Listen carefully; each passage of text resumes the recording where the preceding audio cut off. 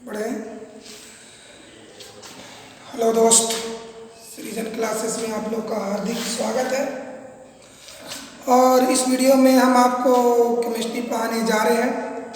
और आपको याद होना चाहिए कि केमिस्ट्री में हम इलेक्ट्रोकेमिस्ट्री पढ़ा रहे हैं और इलेक्ट्रोकेमिस्ट्री में 14वां क्लास है। इस क्लास में यानी आज के क्लास का टॉपिक क्या है,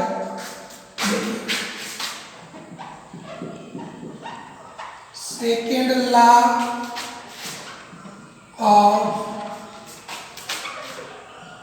ऑफ फैराडे। मतलब हुआ फैराडे का द्वितीय नियम। फैराडे का द्वितीय नियम। तो फैराडे का द्वितीय नियम को जानने के लिए पहले एक टॉपिक जानिए, तुल्यांकी भार। तुल्यांकी भार कहें या समतुल भार कहें या समतुल्यांक भार कहें, इसका कई नाम है। तुल्यांकी भार या समतुल भार या समतुल्यांक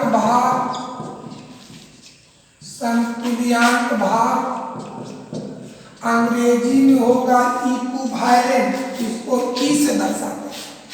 तुल्यांकी भार कहें या समतुल्यांक भार कहें या समतुल भार कहें, जिसको ई से दर्शाया जाता है। अब आइए तुल्यांकी भार कैसे निकाला जाता है, तो इसके लिए फार्मूला है। तो आप केमिस्ट्री में पढ़े होंगे कि पदार्थ को मुख्य रूप से 3 वर्गों में बांटा गया है। पहला है तत्व, यौगिक, मिश्र। तो आप तुल्यांकी भार 2 चीज का निकलता है, तत्व का और यौगिक का। आइए तत्व के रूप में तुल्यांकी भार निकालने का फार्मूला चलिए विचार करते हैं। हमने क्या बताया, फैराडे का द्वितीय नियम को जानने के लिए पहले टॉपिक की नॉलेज होना चाहिए, इसका नाम है तुल्यांकी भार। तुल्यांकी भार में कह करके समतुल भार या समतुल्यांक भार भी कहा जाता है, जिसको ई से दर्शाया जाता है। अब आइए तुल्यांकी भार निकालने का सूत्र होता है, तो तत्व रहेगा तो कैसे निकाला जाएगा, यौगिक रहेगा तो कैसे निकाला जाएगा। आइए उस पर चर्चा करते हैं। तत्व के लिए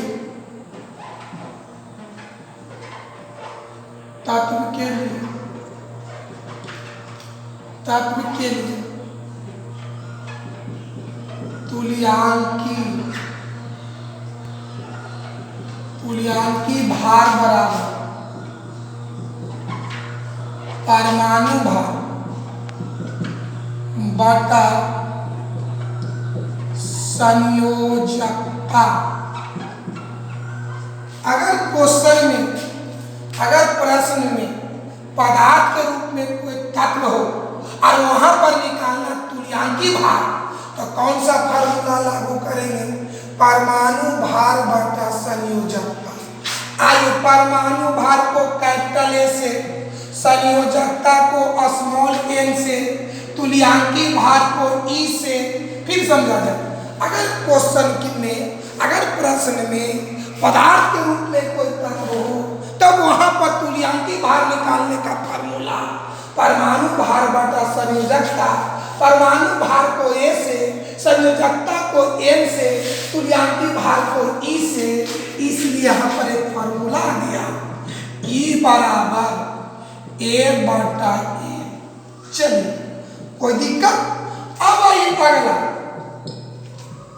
यौगिक के लिए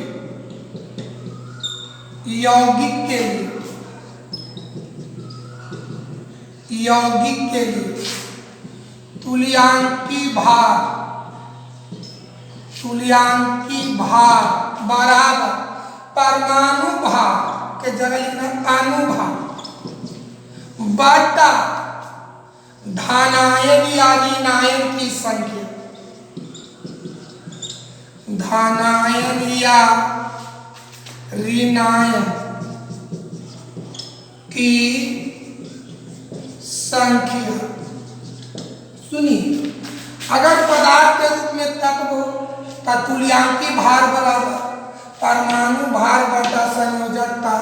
अगर पदार्थ के रूप में यौगिक हो तो तुल्यांकी भार बराबर अनुभार बटा धनायन या ऋणायन की संख्या। इसका यहाँ पर कोई सिंबल नहीं। तुम आपको नोमेटन बनाते समय फॉर्मूला लाएगा, ई बराबर ए बटा एन। ई का मतलब होता तुल्यांकी भार, ए का मतलब होता परमाणु भार और एन का मतलब होता संयोजकता। अब चलिए इसी बात को हम आगे बढ़ाते हैं।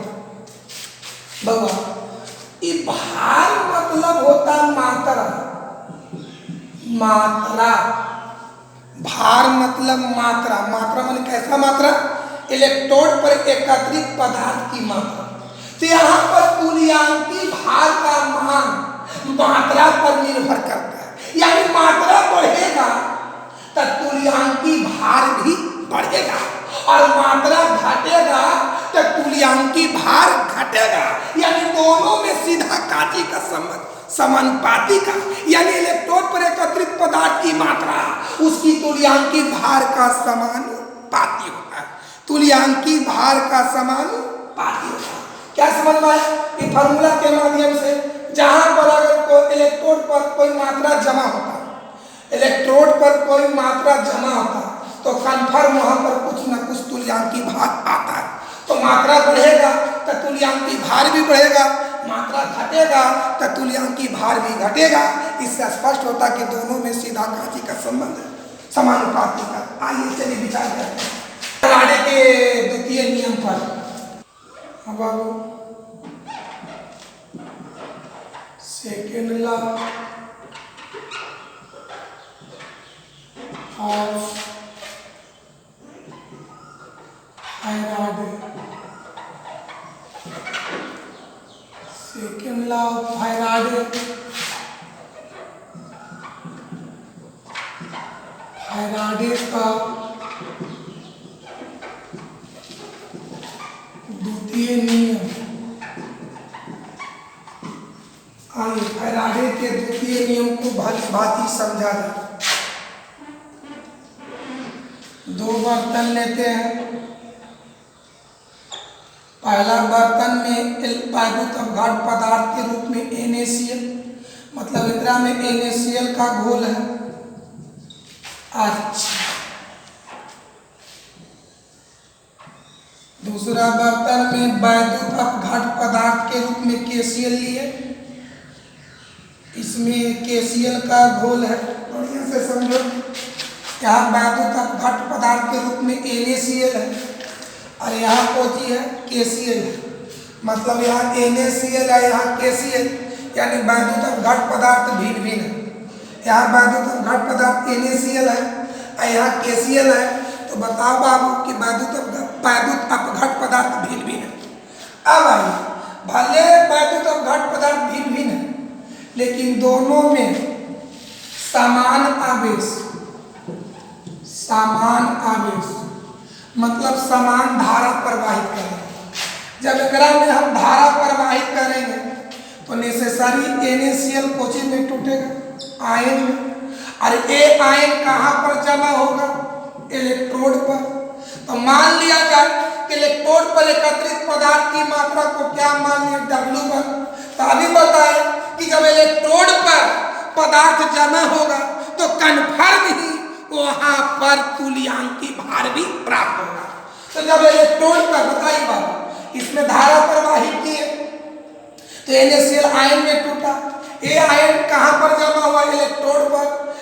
सपोज दैट इलेक्ट्रोड पर एकत्रित पदार्थ की मात्रा W1, तो तब बता बाबू, जब इलेक्ट्रोड पर पदार्थ जमा होगा तो इसके पहले कंसेप्ट बताएं कि जब पदार्थ जमा होगा तो उसके मुताबिक वहां पर तुल्यांकी भार भी कुछ प्राप्त होगा। तो सपोज दैट हम मान लें तुल्यांकी भार, तुल्यांकी भार को मान लिए E1। उसी तरह से इसमें धारा प्रवाहित करेंगे तो KCl जमा कहाँ पर होगा? इलेक्ट्रोड पर जमा होगा। सपोज दैट मान लीजिए इलेक्ट्रोड पर जमा पदार्थ की मात्रा को W2, तो तुल्यांकी भार यहाँ पर क्या आएगा? तुल्यांकी भार E2। समझ में आ रहा है? यानी क्या देख रहे कि बाबू यहाँ पर एकत्रित पदार्थ की मात्रा W1, तो यहाँ कुछ W2 हुआ, मैंने W1 से W2 हुआ, मैंने एकत्रित पदार्थ की मात्रा बढ़ा, तो यहाँ तुल्यांकी भार कितना था? E1, यहाँ तुल्यांकी भार होगा E2। मैंने बताओ बाबू इलेक्ट्रोड पर एकत्रित पदार्थ की मात्रा बढ़ा तो तुल्यांकी भार भी क्या हुआ? बढ़ा। यानी दोनों में सीधा काची का संबंध है, समानुपाती का। क्या लिखेंगे सुनिए बाबू, फैराडे का द्वितीय नियम बताओ। यहाँ वैद्युत अपघट पदार्थ के रूप में कौन है? NaCl, यहाँ बचिए KCl, दोनों सेम है कि भिन्न है? यानी दोनों भिन्न है जी। तो क्या लिखेंगे कि भिन्न भिन्न वैद्युत अपघट पदार्थ के विलयन में, माने घोल में, भिन्न भिन्न वैद्युत अपघट पदार्थ के विलयन में समान आवेश प्रवाहित करने से इलेक्ट्रोड पर एकत्रित पदार्थ की मात्रा उसके संगत तुल्यांकी भार का समानुपाती होता है। अगर एग्जाम में आ जाए कि फैराडे के द्वितीय नियम क्या है या फैराडे के द्वितीय नियम को लिखे, तो आइए यहाँ वैद्युत अपघट पदार्थ के रूप में NaCl, यहाँ पर KCl, तो क्या लिखे? दोनों सेम है कि भिन्न भिन्न है? तो भिन्न भिन्न है, तो क्या लिखे? भिन्न भिन्न वैद्युत अपघट पदार्थ के विलयन में समान आवेश प्रवाहित करने से इलेक्ट्रोड पर एकत्रित पदार्थ की मात्रा उसके संगत तुल्यांकी भार का समानुपाती होता है। पारगत के लिए कि मान लिया कि इलेक्ट्रोड पर एकत्रित पदार्थ की मात्रा W1 एवं W2 है और उसके संगत तुल्यांकी भार E1 एवं E2 है, तो फैराडे का द्वितीय नियम क्या कहता है कि इलेक्ट्रोड पर एकत्रित पदार्थ की मात्रा उसके तुल्यांकी भार का समानुपाती होगा। चलिए आइए लिखते हैं। तो देखिए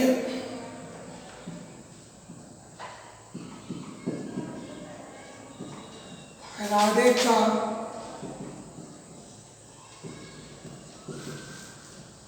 द्वितीय नियम,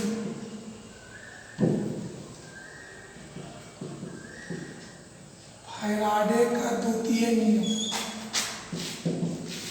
क्या होगा? भिन्न भिन्न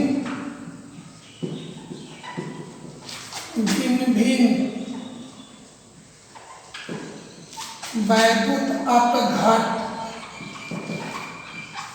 भिन्न भिन्न वैद्युत अपघट पदार्थ के विलयन में समान आवेश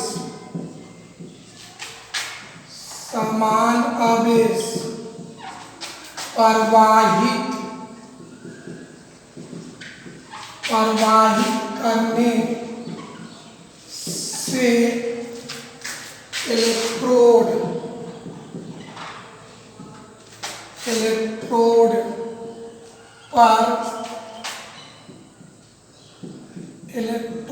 पर एकत्रित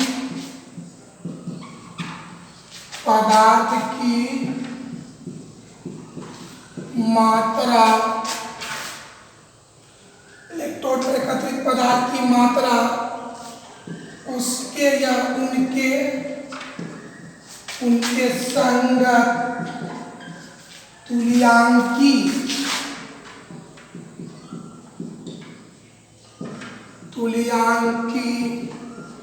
भार का समानुपाती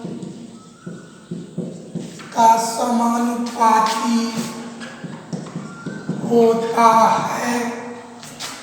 मान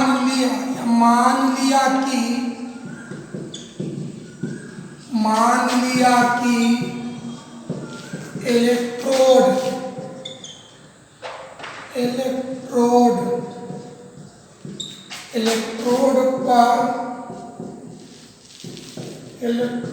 पर एकत्रित पदार्थ की मात्रा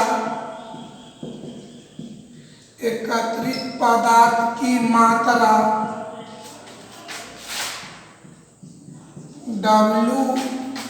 W1 एवं W2 प्राप्त होता है और उनके संगत तुल्यांकी भार E1 एवं E2 है। इसलिए फैराडे के द्वितीय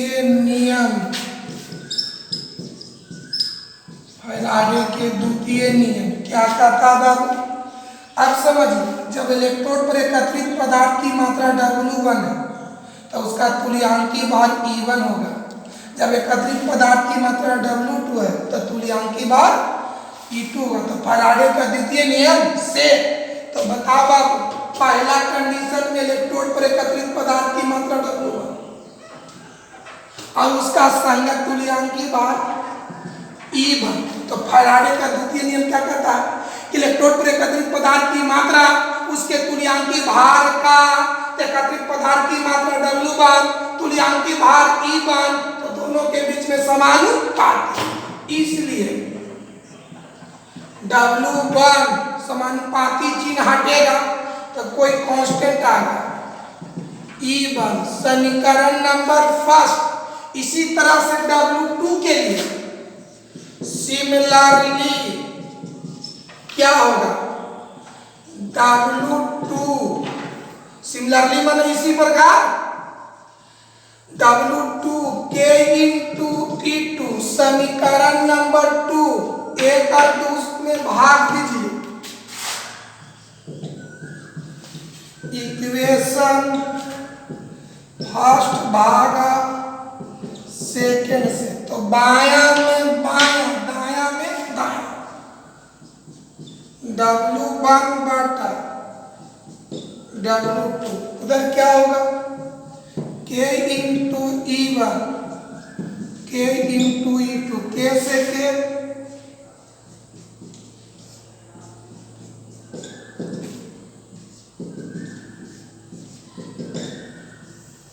ये हुआ। यानी फैराडे के द्वितीय नियम से क्या आया? W1 बटा W2 बराबर E1 बटा E2 आया। ये था आपका फैराडे का द्वितीय नियम। चलिए अब आगे बातों पर विचार करते हैं। आइए बाबू कंसेप्ट पर गौर करते हैं। कंसेप्ट पर विचार करते हैं। अब आइए अभी हम आपको बताए तो फैराडे के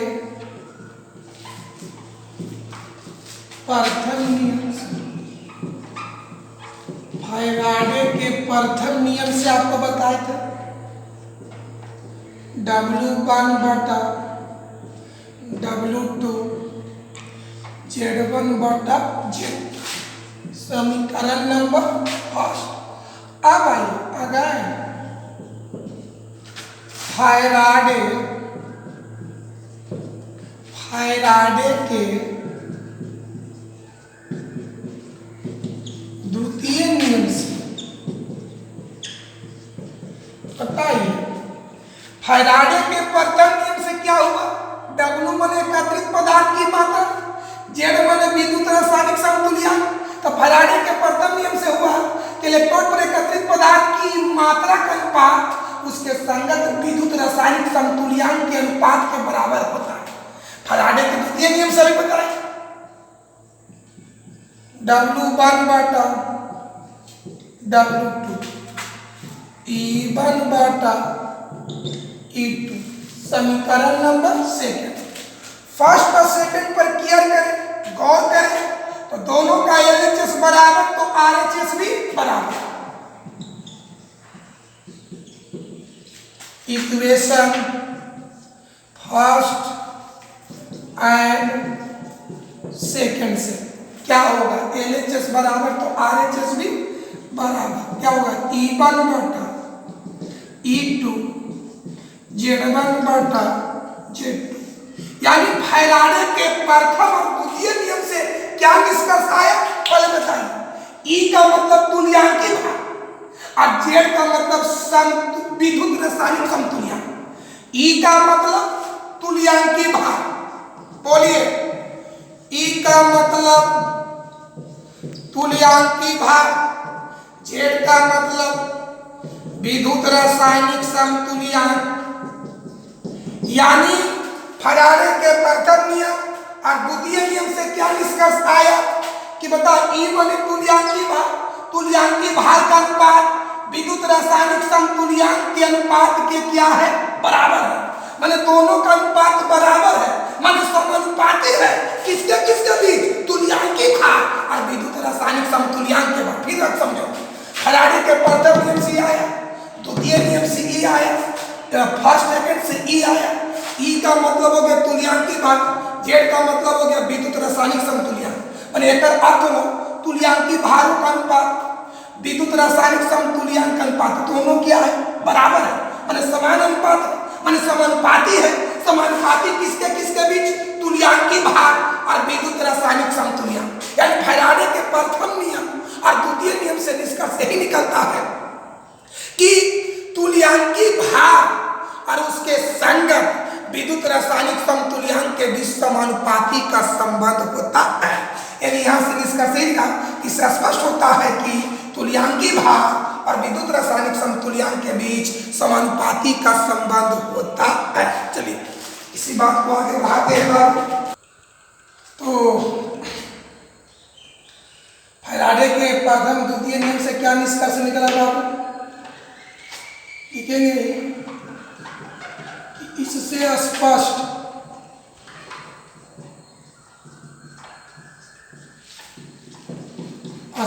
होता है कि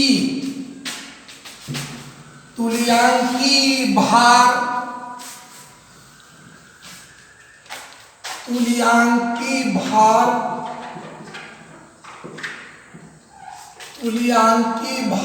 को हम कोचि से इस तुल्यांकी भार और विद्युत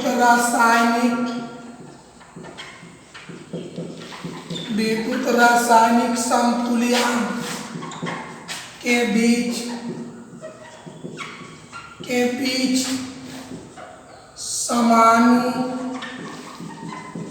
समानुपाती होता है। अर्थात तुल्यांकी भार को E से विद्युत रासायनिक समतुल्यांक को Z से, तो दोनों के बीच में समानुपाती। आगे बढ़ते हो, समानुपाती चिन्ह हटाकर बराबर करो, इधर है वो कांस्टेंट आएगा, वो कांस्टेंट F है इंटू Z। जहां लिखेंगे F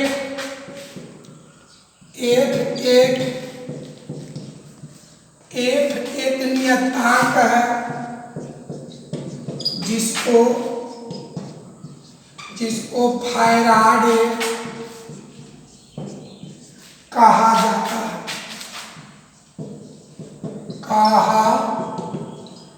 जाता है। समझ में आया? फैराडे के प्रथम नियम और द्वितीय नियम से निष्कर्ष निकलता है कि तुल्यांकी भार और विद्युत रासायनिक समतुल्यांक के बीच समानुपाती का संबंध होता है। तो तुल्यांकी भार को E से और विद्युत रासायनिक समतुल्यांक को Z से, दोनों के बीच में समानुपाती आता है। समानुपाती चिन्ह करके बराबर यहाँ वो कांस्टेंट आएगा। एक कांस्टेंट का नाम क्या है, फैराडे। अब आइए इससे रिलेटेड न्यूमेरिकल पर गौर करेंगे। इससे रिलेटेड जो न्यूमेरिकल आएगा उसके फार्मूला पर विचार करेंगे। आइए देखते हैं। अब आप न्यूमेरिकल क्वेश्चन के लिए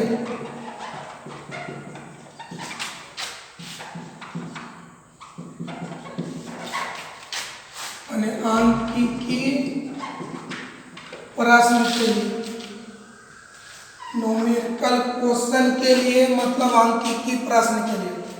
एक छोटे अभी जस्ट पढ़े हैं E बराबर F इंटू जेड।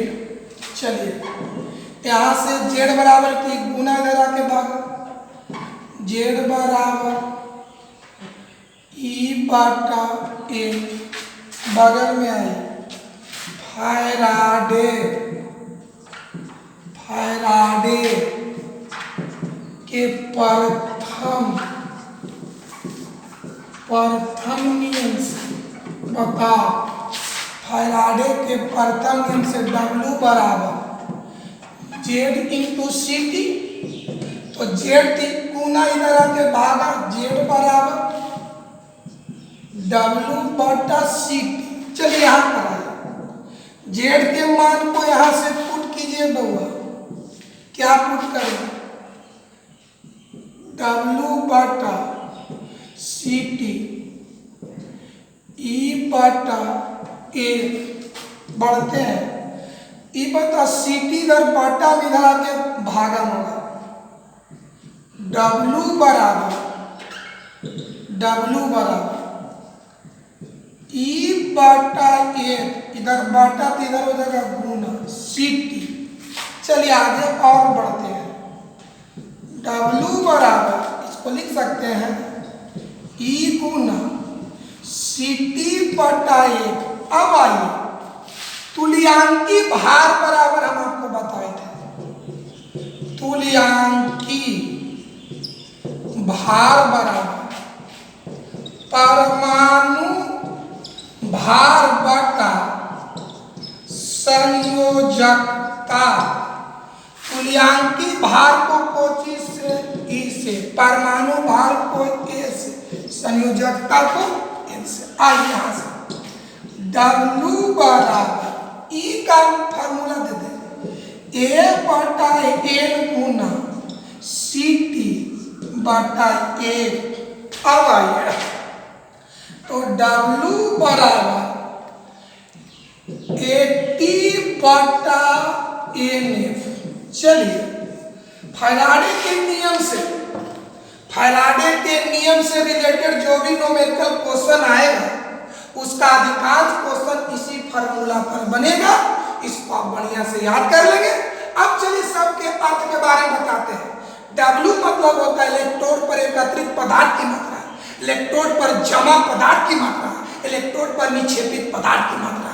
A का मतलब हो गया तत्व का परमाणु द्रव्यमान, C का मतलब हो गया प्रवाहित धारा, T का मतलब हो गया संयोजकता, N का मतलब T का मतलब समय, N का मतलब तत्व की संयोजकता, F का मतलब फैराडे जिसका मान होता है 96,500 कूलम।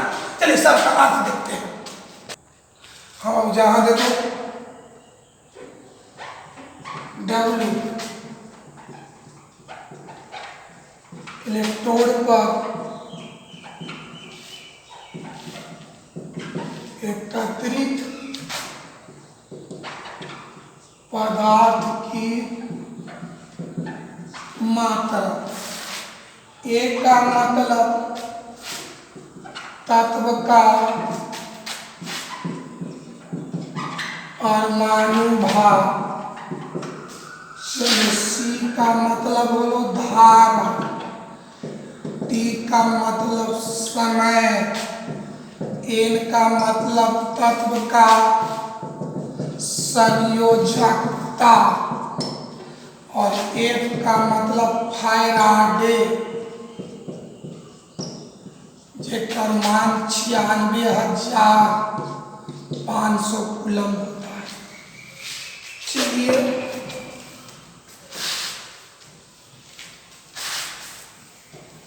इसी के साथ फैराडे का सारा नियम आपका खत्म होता है और इस क्लास में यहीं तक होता है। और आगे जब हम क्लास चर्चा करेंगे तो फैराडे से रिलेटेड जितनी भी क्वेश्चन है, शॉर्ट हो, ऑब्जेक्टिव हो या न्यूमेरिकल हो, उस सारी चीज़ को हम लिखाएंगे, समझाएंगे और आज का क्लास समाप्त।